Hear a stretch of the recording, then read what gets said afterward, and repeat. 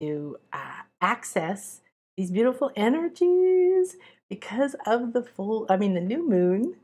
The new moon is amazing in the moment when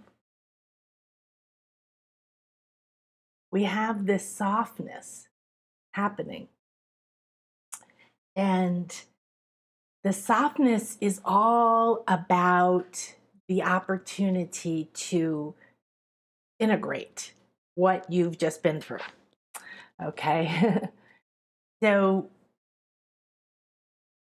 here, that's better. And so the equinox is unbelievable. Always, it's my favorite time of the year, bar none. So as you enter this sacred space with me, just take a moment to go within and tell your heart and all of you that you enter this sacred space in reverence. Open heart, open mind, present, ready, open, willing, and receptive. Thank you, thank you, thank you. So this is copal. It's a sacred incense from the Maya, and it's from a tree. It's a tree sap. It's extremely smoky and black, and it works incredibly well for protection, for seeing through the dark. That means dark energy, fear, negativity, your own or other people's. Trying to get that light out of your way. There you go. And it also clears the space for you, right? If you feel like you are burdened with negativity of some kind or lower energies. So now we're still in the sacred equinox portal. So it's very important that we all understand that the integration of what's happened over the equinox, we don't know what it is yet. It's like crossing a bridge. You go up and you over, and we're coming down. We're coming to the end. And we've just gone through the new moon, which of course is still very powerful today, peaked yesterday. Well, new moon is dark and you can't see in the dark. However, it's not a negative dark, but it can be. All energies can be used in both directions. Jupiter is the closest it's ever been in 70 years. And that's great. It's right now, we are today between the sun and Jupiter. Jupiter's the biggest planet. It's my planet. And it's the planet of expansion, of good fortune.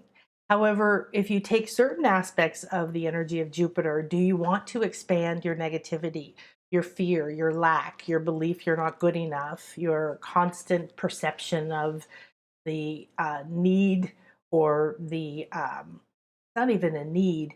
It's this programming, right, that we've had, that we're never good enough, that we're never done, that we can never relax, that we can never fully receive, that something bad will happen if we sit down and start to receive. And so, hi guys. And so the wonderful, thank you, Pat. How wonderful to see you. Hi, everybody.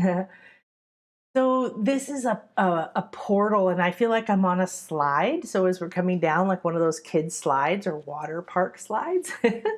But I've had the most amazing equinox. Every one of them is amazing. The last few years during the pandemic, when we couldn't get together, we did some online retreats. So it was possible. We always personally went somewhere, and it was one of these ones where I found myself saying, this is a top life moment. And I thought, wow, isn't that incredible? And as we're metamorphosizing, what does that mean? You're breaking down and turning into something new, and you don't know what that new thing is. You've never been it before. So the fun part is, as we break down, then we get these beautiful moments where if we take the time to be in sacred space, to be with ourselves, to be with others who are in the same vibration in the moment, not really the same, but we get to walk that portal together. So we were really blessed since last week's spiritual weather report and meditation, where we talked about the power animals and the idea of having a power animal. Christian And you can still buy the ceremony if you would like. So please do. It's available for 6 months to watch, and the Mayan ceremony that we did on Friday. And we were using the theme that had come to us of power animals. So I would love to know, what your week has been like. Have you been conscious or aware of a power animal? Did it feel familiar? Did it feel like it was from your childhood or from another time in life? Or did it feel like you couldn't perceive them? Or were you trying to talk to them or perceive them in a certain way? And did you get frustrated? Did you get depressed? How did the week flow? And then as we entered Wednesday, Thursday, Friday, which were the peak power days of the equinox, what opened up for you because of that balance? Things usually ease up and you stand up taller because you're not so burdened, and you start to expand, and you have the more even and calm in the emotional field. I've got this stone calling me to hold it, and I just can't find it. There we go. Okay. It's my little lapis lazuli. Thank you, pumpkin.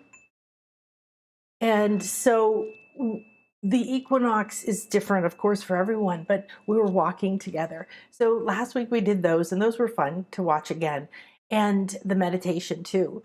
And then on Thursday, I went to this temple, and I'm going to show you some pictures where the sun rises through it on the equinox. I'm still melting from the insanity of how good it was.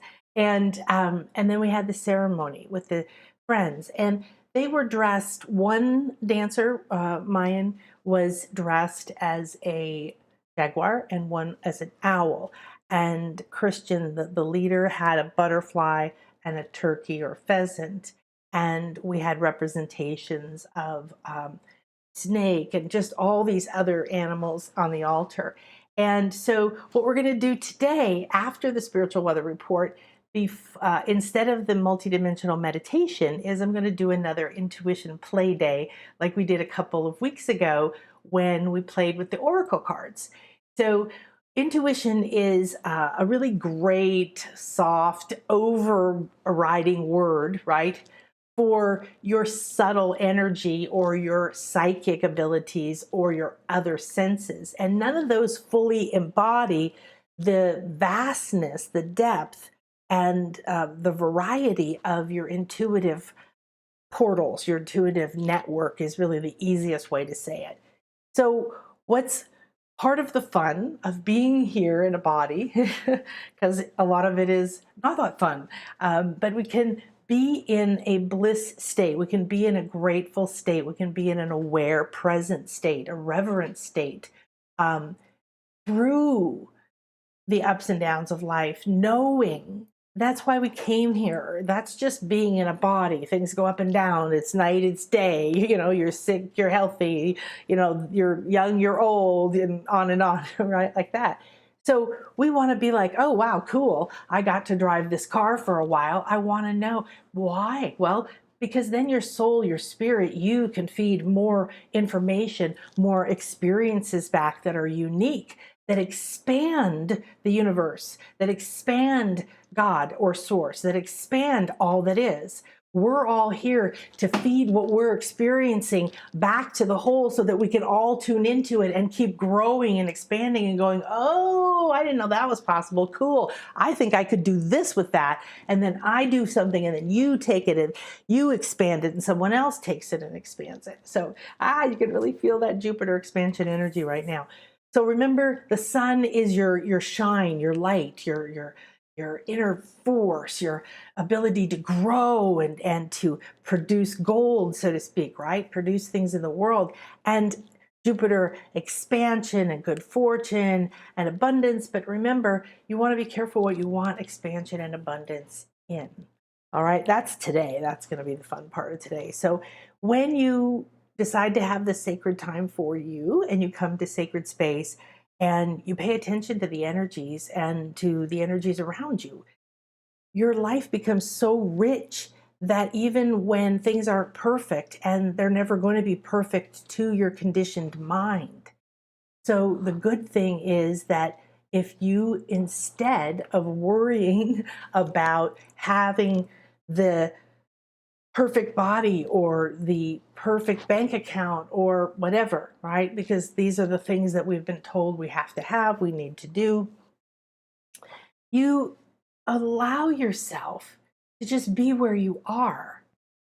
That's when the magic starts to happen.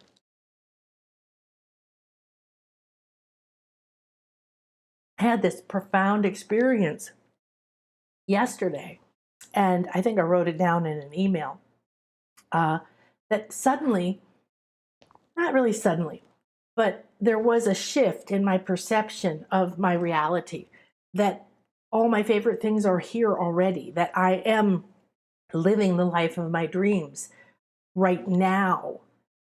Does that mean that I don't want to change things, like my health or my flexibility or my how often I see my kids or something? Yeah, there's always going to be something you're growing towards. But as humans, we've been infected with the idea that we're never good enough and we have to strive and we have to work hard and we have to push a lot. And then we learned to stop trusting our intuition and to try to make things happen through the 3D. You can't make 3D happen from 3D. Okay, so when you expand and realize your intuitive senses have a network, have this vast ability to help you in so many ways, guide you to the right lover, to the right moment to be somewhere, to the right food for your children. Who knows? It could be something simple, it could be something huge. And when I go to the pyramids, when I have ceremony, I spend days preparing and days in it and days after in an altered state. And might be one of the reasons I love doing these and I get to walk in this altered world, and I don't have that conditioned mind pulling me anymore, partially because I've worked on it, but also partially because it's my job to do this. So because it's my job to do it, it's okay, right? If you work, that's a conditioning that's okay. So the cards, the oracle cards or the tarot cards, a pendulum, one of my absolute favorites, even crystals, these statues represent energies, right? I don't belong to any particular religion. I don't have a label. I'm a fluid person. I'm attracted to energy. I learn, I research, I draw in energies all kinds of ways. Used to read nonstop and take courses and all that, right? And then I use that energy that I've developed in me and I let it communicate intuitively. So what do I love? What is the color or the vibration or the symbol? Why? What does it represent to me in particular? What is the frequency or the experience that I had with it? So all of these are intuitive guides. All of these are intuitive tools that allow you. I wear this ring usually when I teach or do sessions. It's the Egyptian third eye, if you can't see it. And I wasn't really thinking about it. And Christian, when we were hanging out after the ceremony, he said, "Oh my gosh, I love your ring." And I said, "Oh, I always wear it for these certain moments." And he looked at me, and then we started this interesting conversation about how I'm going to sum up by saying the respect that you have for something. It could be a symbol. So this is Om, right? And Om means generally the sound of the universe or source or oneness.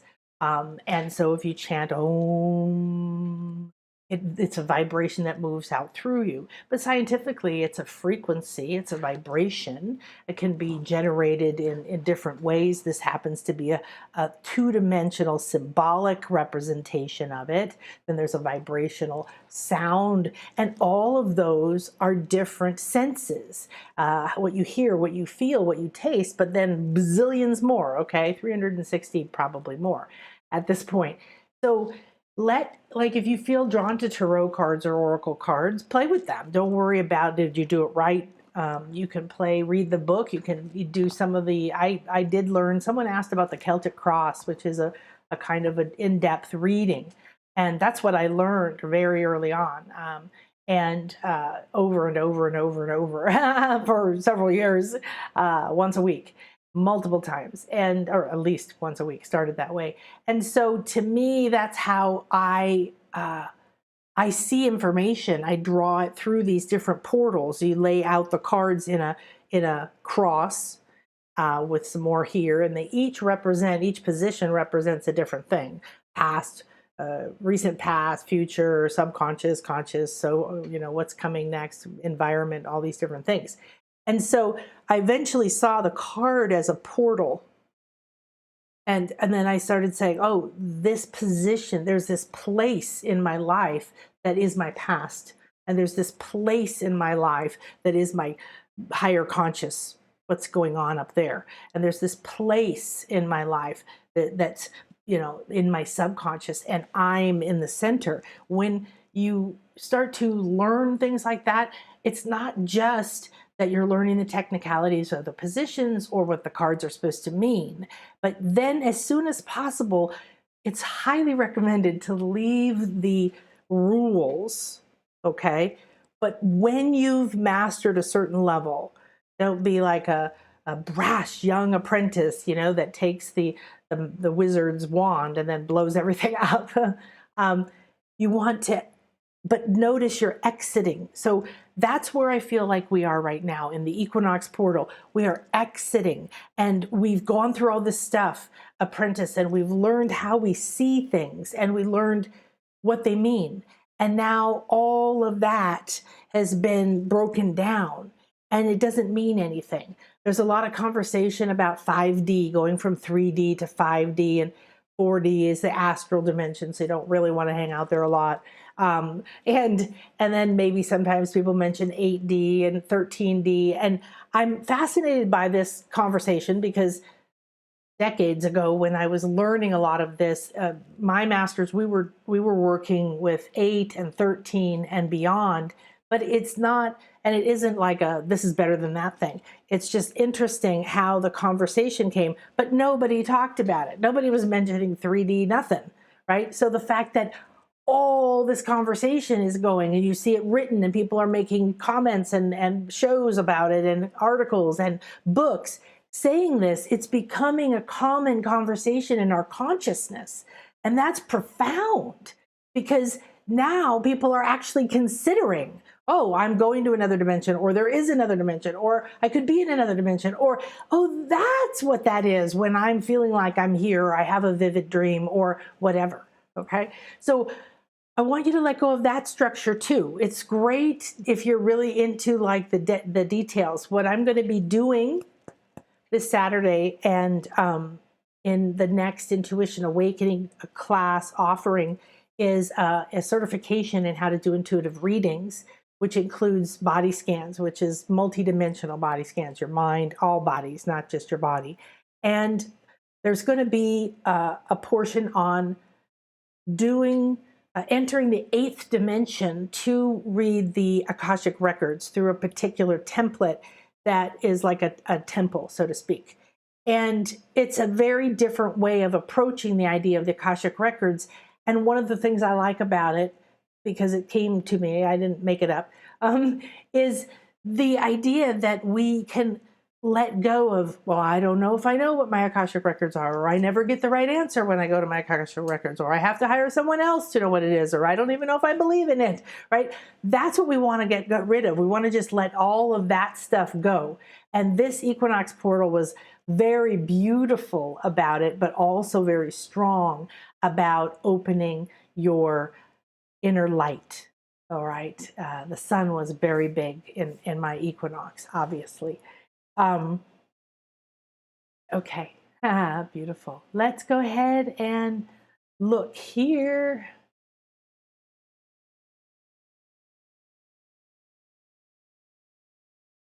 Okay, Donna tells me always make sure that you refresh.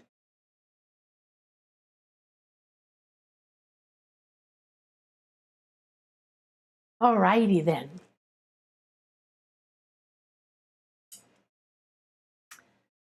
It's still loading over here. Here we go.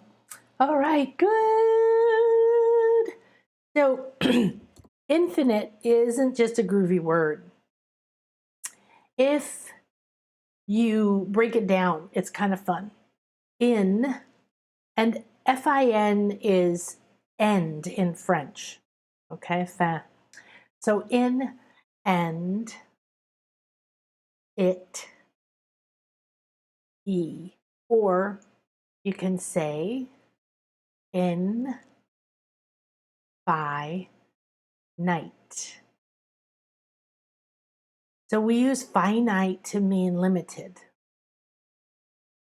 But you are in the finite world. You've come into a three-dimensional body. So we're in the finite. But we're really not. So we can break it down any way we want because we came here and put the pieces together. And this is why we say that you create your own reality, that you are infinite. You're connected to the infinite field. That means everything, all possibilities. You just draw from it like an artist from an art store. So today we're going to focus on the energies of the week being medicine for your soul. The new moon is Libra, which is balanced. It's balanced, but which is lovely, along with the equinox, right? However, it also can mean that you're not balanced or you're indecisive and you go back and forth and back and forth. So those are the two ends of the degrees. Remember the Hermetic principles and the idea of the principle of like lack and abundance are the same thing, right? Except in degree. So if you have lack and you start moving out of lack and you go from lack, and I had this, I lost everything in a divorce and a bankruptcy, and I was negative for years and all the drama and stress that goes with that. And as I came out of that, then I slowly had a little bit more money, right? And then I slowly had a little bit more money. So it's like turning the thermometer up. You're going bit by bit up towards abundance. But you don't think you're there yet because you don't have everything you want. So then we get focused on dissatisfaction. And we get focused on the idea that it's not here yet, and why isn't it here yet, and poor me. And this is, again, a programming that we've been given to constantly stop us from continuing to change, to re-empower ourselves, and to turn around and say, okay, right? Here we go. Now there's a degree. I shift in degrees towards abundance. And you might find your comfort of abundance not all the way tweaked out at the maximum abundance of the universe, right? I need everything, all of it now. You might find your place along. But you have to have that understanding that you are able to turn the dial. All right, this is what we're doing next. All right, so I mentioned about Jupiter. It's very important to remember. We've got those two energies going on. Your sun is how you shine. It's your soul light. We're being sandwiched by that, yay, and our expansion possibilities and happy. You're going to probably feel very good today, very, very high energy and good and all that great stuff.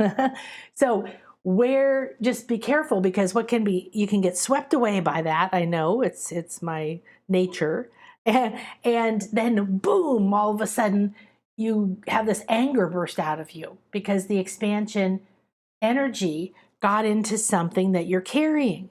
Now that can be good, okay? It can be good because it can release it, but it would be nice if you actually kept channeling the expansion into maybe opening a willingness to release that, right?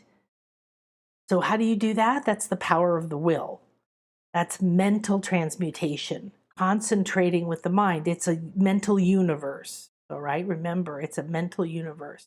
Everything is moving, and so you're just saying, oh, I want to catch a ride on this, energy here because it's a little bit closer to my light, happiness.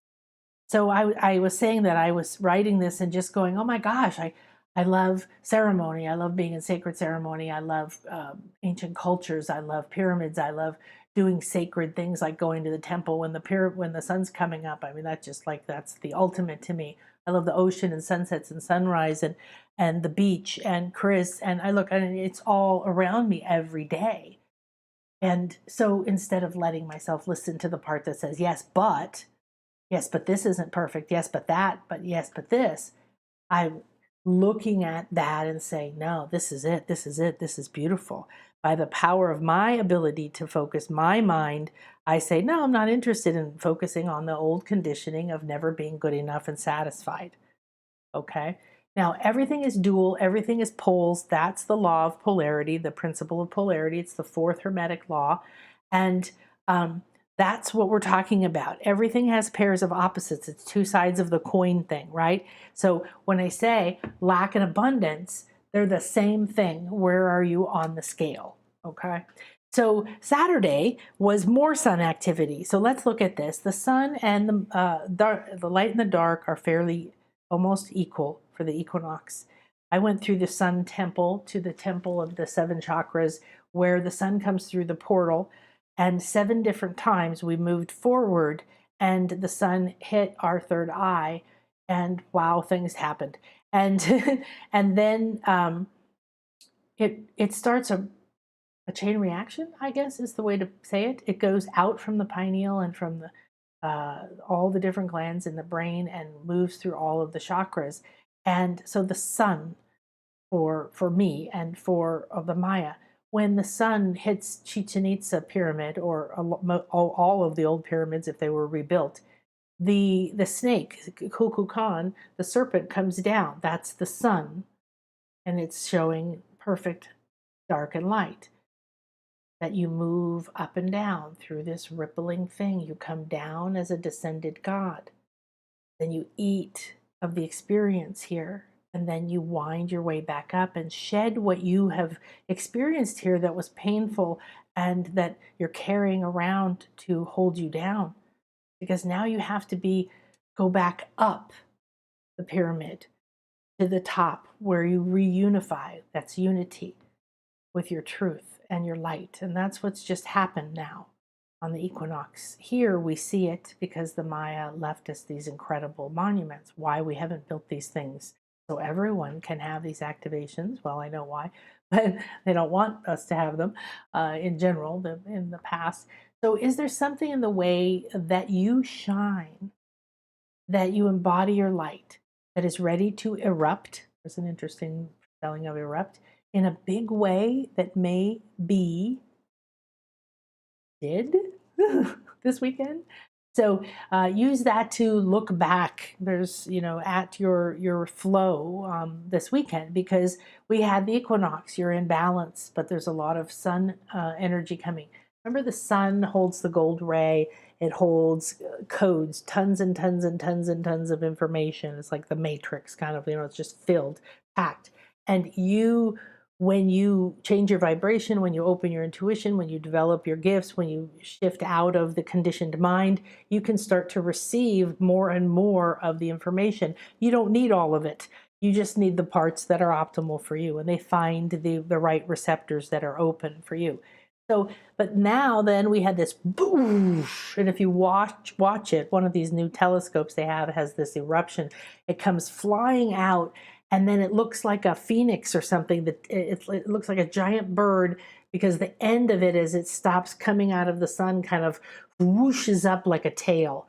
And I watched it over and over and over. It's a little GIF that plays over and over, and it was like, wow, a giant erupting prominence. So I want you to look at, that's what they call it, okay? That's the scientific name. Let's look at the words. Giant, okay, we know what that means. Erupting. So eruption energy is interesting. Eruption energy means something's been building up inside. Something's been growing inside. You could even say a baby erupts out of a mother in a way, right? So that means that something prominent, okay, big and prominent, has been building inside of us that just erupted out of us in an explosion of light.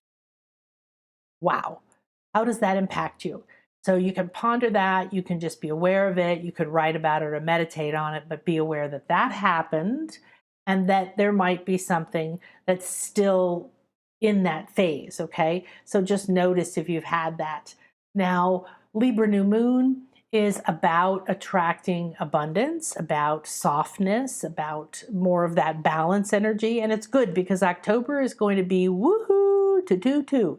Now, wonderful thing is that Sunday, Mercury is going back direct. So, and then other planets are going direct. So this is a good week to get your last subconscious, internal, intimate conversations with Mercury and some of the other planet energies, some of these inner energies, because they're going to start to go out and lead us forward. And at the end of the month, we have our first eclipse, and that's when everything really gets crazy. So I want you to think about this idea of abundance and lack and the law of polarity. And you can see, in your mind, you can have love and hate. You can have fear and courage. You can have these varying degrees of emotions. You can have varying degrees of money in your life. You can have varying degrees of friends or happiness or health or whatever. All right. So you actually, since you're the creator of your reality, can put your hand back on the dial and start to move that thermometer. So lack, abundance is the same energy, different degrees. And that's the law of polarity, number 4. What limiting scarcity thoughts do you have? And where in your life do you think and say lack things? One thing I want to mention here that's very important to remember is that when you complain, you are not accepting. And that's a very, very important energy to understand. So you might say, well, I feel more comfortable complaining, or I need the attention, or nobody understands me, or I'm tired of suffering alone, or whatever it is. The problem is if nothing is ever good enough for you, you never accept anything. And if you look at the scale of consciousness, acceptance is where you take your power back. That means that you never let yourself go into forgiveness, harmony, transcendence, compassion, or above that, to peace and love and all the rest of it, joy and bliss. You can't. So this is a serious epidemic that we have. This is no longer like, well, I just can't break the habit. You have to. So how can you redirect into expansion and look the other way when those come up?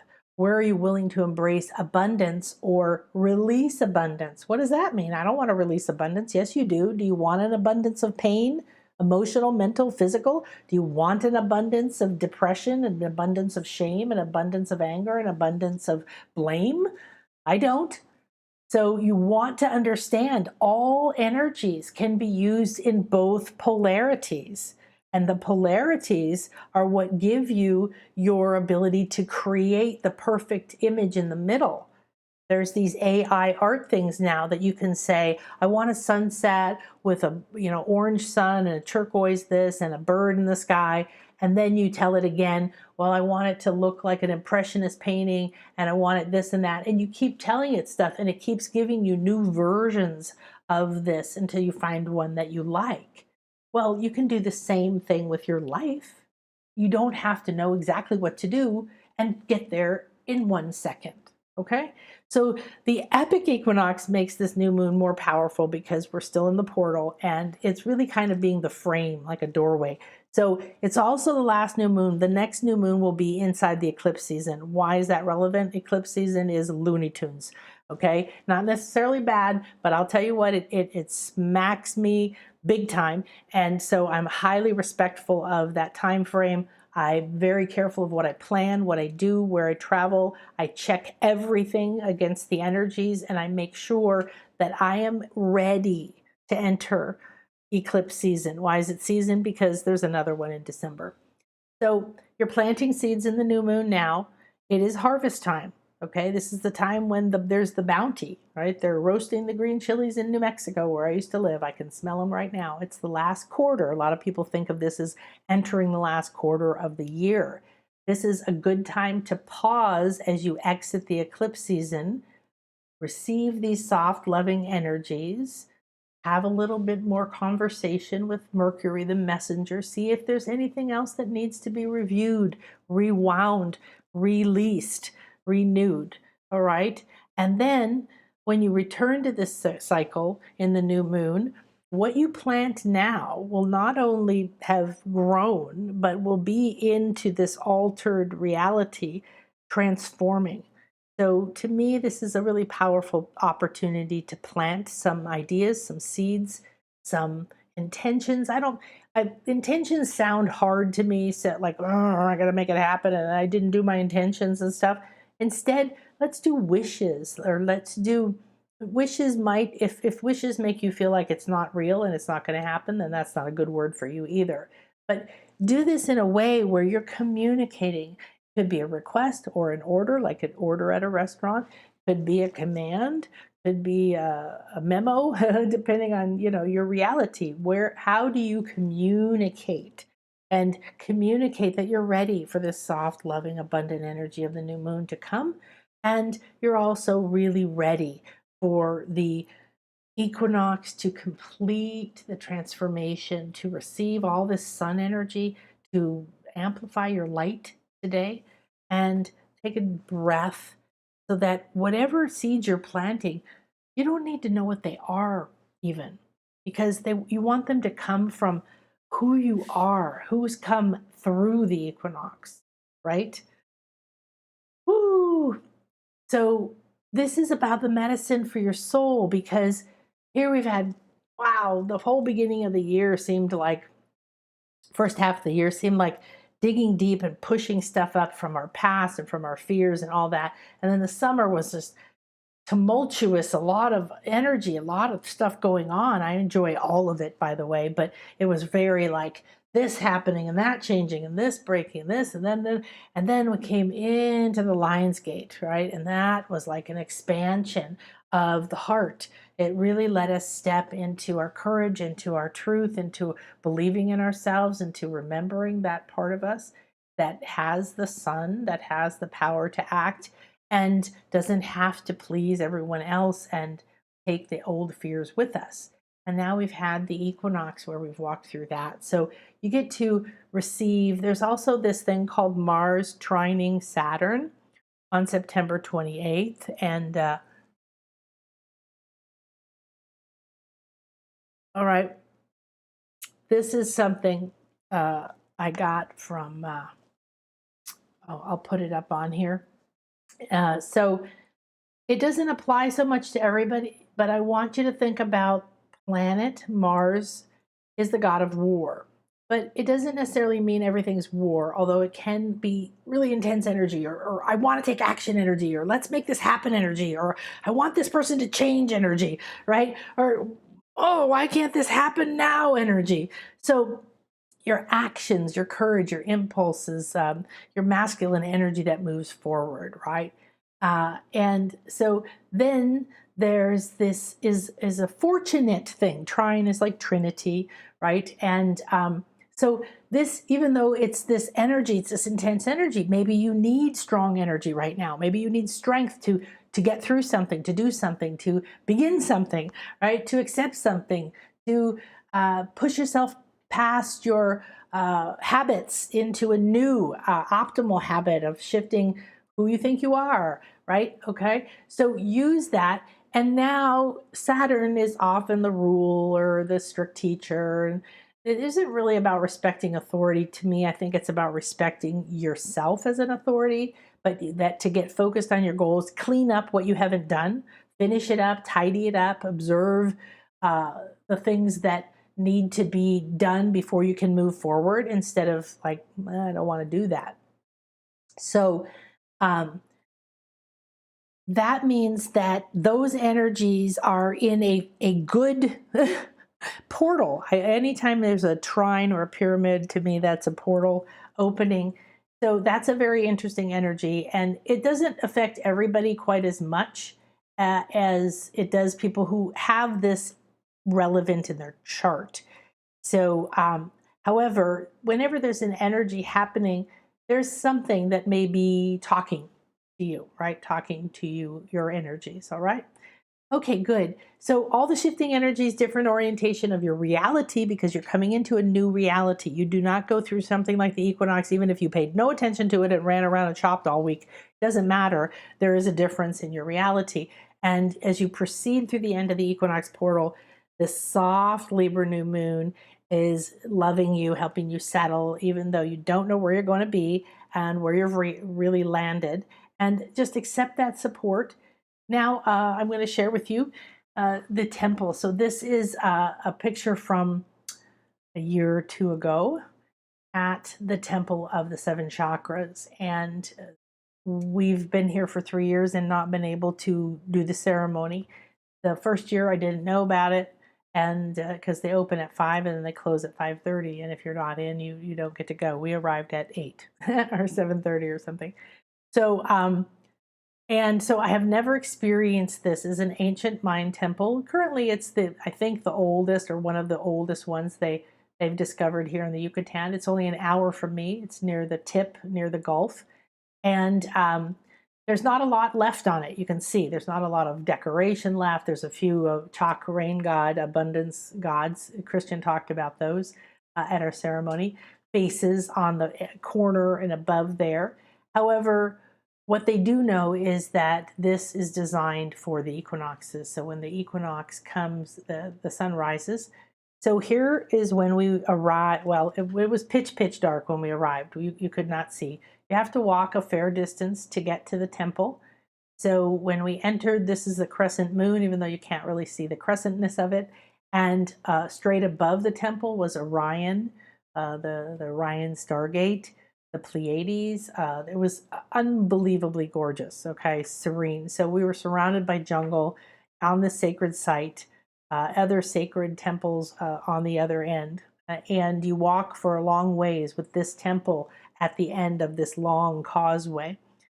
The little light you see on the right is Chris. It's his camera, actually. And these are, no, they're not correct. Okay. I didn't put them in order. Bummer. Okay. Well, there's a picture with Chris that you can see.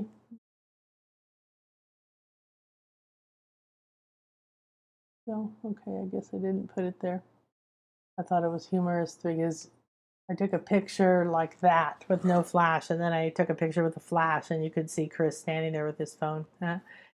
So obviously the setting was serene and gorgeous, and as the sun was getting brighter and brighter, you'd start to actually see the temple, and you need to start back ways from the temple for the first initiation. The sun first comes up. Uh, this is a stele. It's a little ways out from it. This is carved with a lot of Mayan glyphs and symbols and had specific spiritual symbolism, and is part of the initiation to be between you and the temple.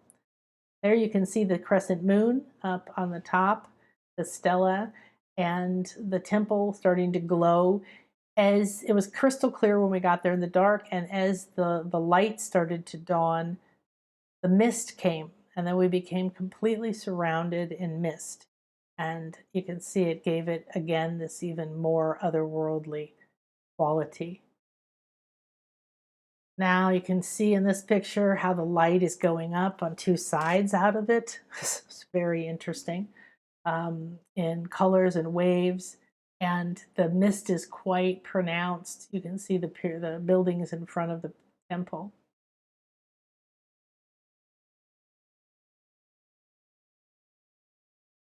There's a plant on top of the temple that looks like a butterfly to me. I thought that was kind of cute. So then as the sun starts to come up bit by bit a little more, it starts to glow. The door in the center glows more.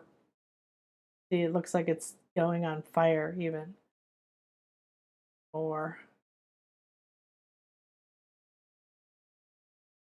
I was like, oh my gosh. So then we went from being right up there back here to receive the first initiation.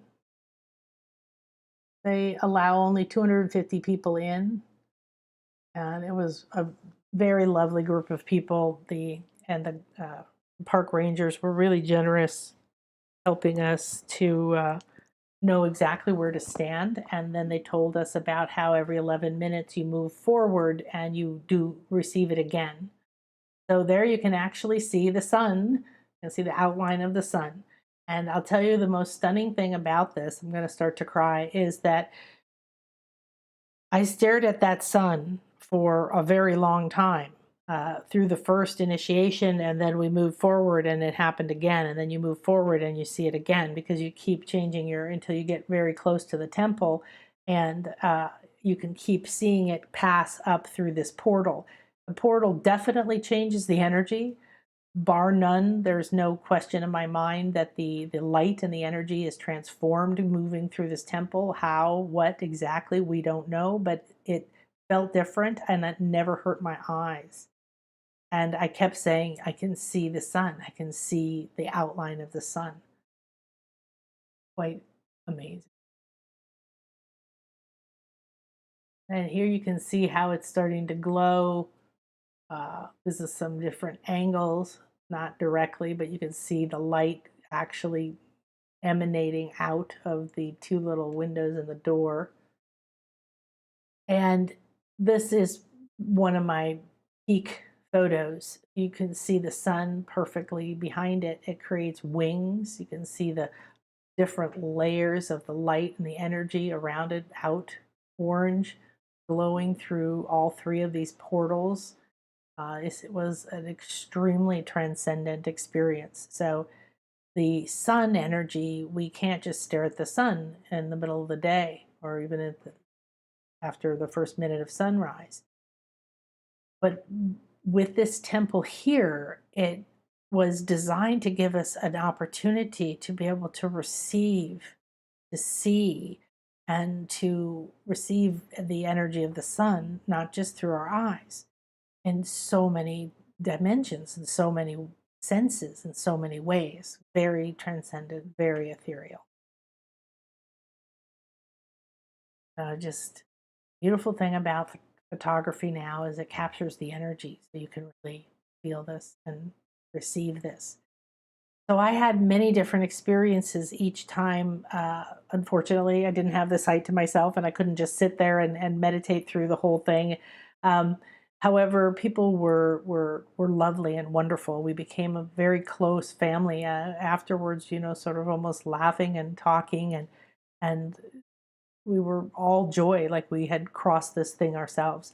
So the Maya used this site as an initiation site for their initiates who were learning the, the truth of the world, the spiritual secrets, and how these things work. And so twice a year you could come and get this. I didn't know until we were there that you have 7 or maybe more, but different initiations while during the one thing. I had a lot of orange energies, symbols, movement, um, not psychedelic, but like just this kind of almost paisley feeling to it, different levels, and then it would go be across my head, like a half of a circle, and then it would sink in, and then another wave would come. It was extremely transcendent. If I had been able to just sit quietly, I would have been so far away. So as we got closer, you can see how close we are now. There was a very different experience. And this is when you started to see a lot of other dimensions and light beings. I love this one in particular because the third eye is right up there on the top of the temple. And there's layers. You see these layers and layers and layers of color. This is just a sample of how this temple deciphers the sunlight and refracts it into a way that you can receive. So look at all of these incredible, I get always these incredible light beings. You can see the light coming up across the top here on the corner and across here. It's palpable light. Very interesting. again, you've got this little eye and the being, and we've become almost a what is that, a dodecahedron shape. And then I just started to zoom in to see what energies that I could discover. Whoops. so, so that was that, and it was quite phenomenal. The last thing I'll share with you is, thought we were going to have a little transition there, is our ceremony we had on Friday here. So Christian and VNA, his wife, and our owl and our jaguar came over. They stayed with us. It was an incredible experience. I feel incredibly honored to get to know these people. I met Christian, he's Aztec, when I lived in Playa, and I started doing retreats and finding people who did sacred ceremonies and cacao ceremonies. And over the years, 6 years now, and in a week that we've been here on the Yucatan, and become a dear friend, has done a lot of ceremonies for us, and it was just incredible. Power animal, spirit guides. You see, we have the jaguar, the owl, and they did dances, explained to us some of the symbolism, gave us some of the stories, and dedicated my house to Ishel, who is a Mayan goddess of the medicine, moon, rain, women, fertility, abundance. Her power animal is the rabbit. Here you see VNA sitting on the chair on the bottom right, and that drum that she's about to play is an eagle and an alligator, one on either side. Right behind the eagle is one of my carvings of Ishel.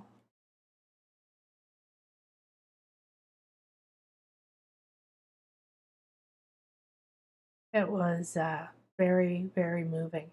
Then if you look at the altar, there's the jade mask, and on either side is a statue of Ishel. She's often represented as the sage or the crone, the older lady there. She's pouring this moonlight. She's a goddess of the moon, down on you, light, enlightenment, sacred, loving energy.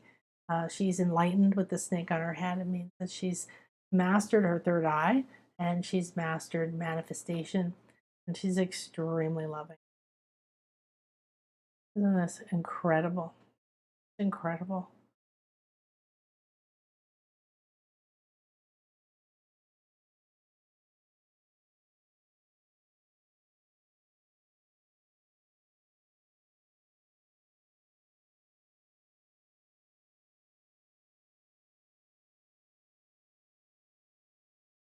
And that's my e-shell carving in my next to my pool, where we finally just got some plants.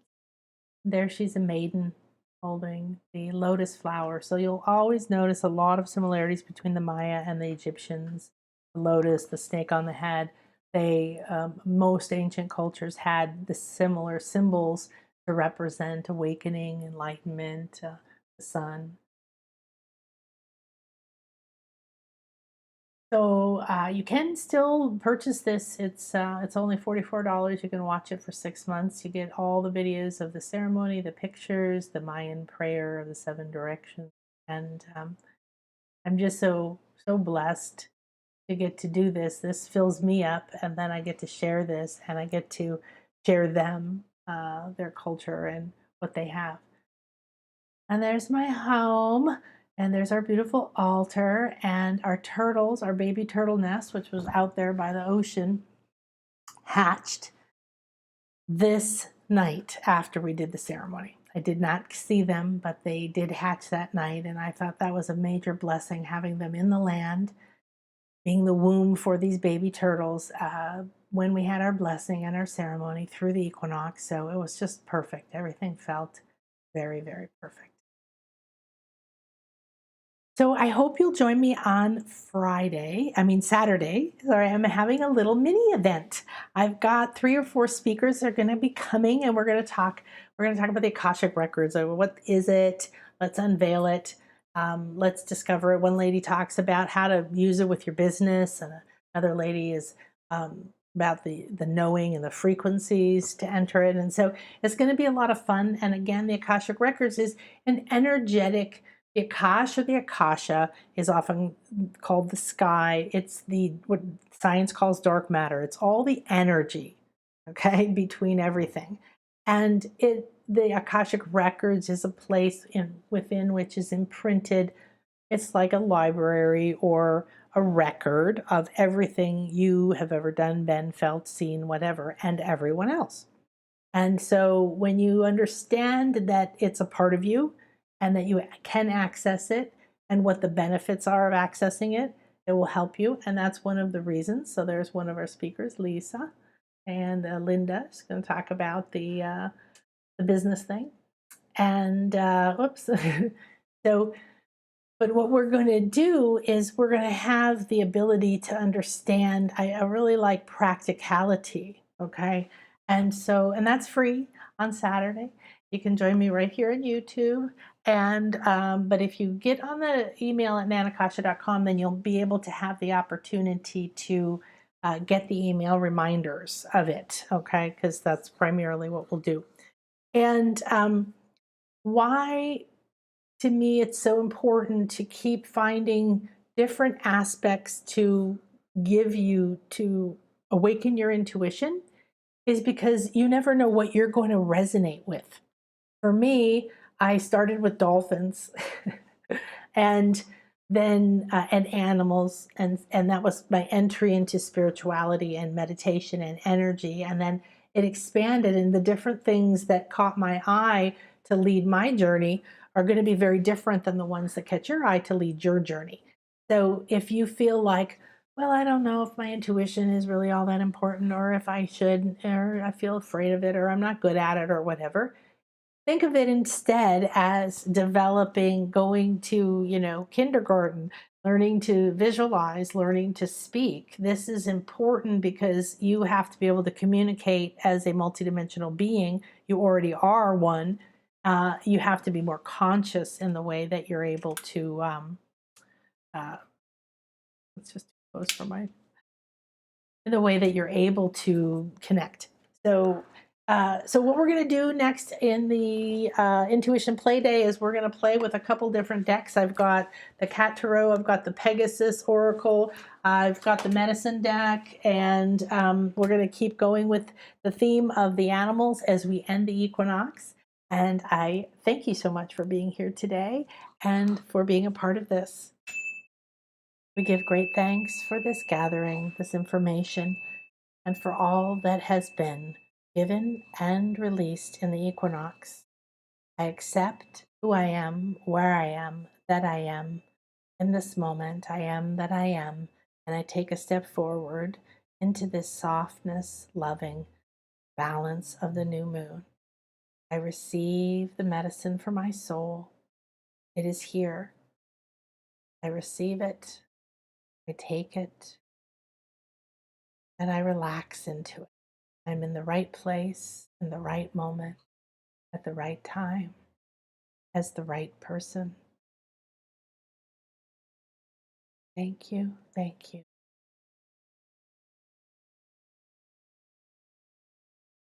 All right, everybody. I'll see you soon. Have a beautiful day.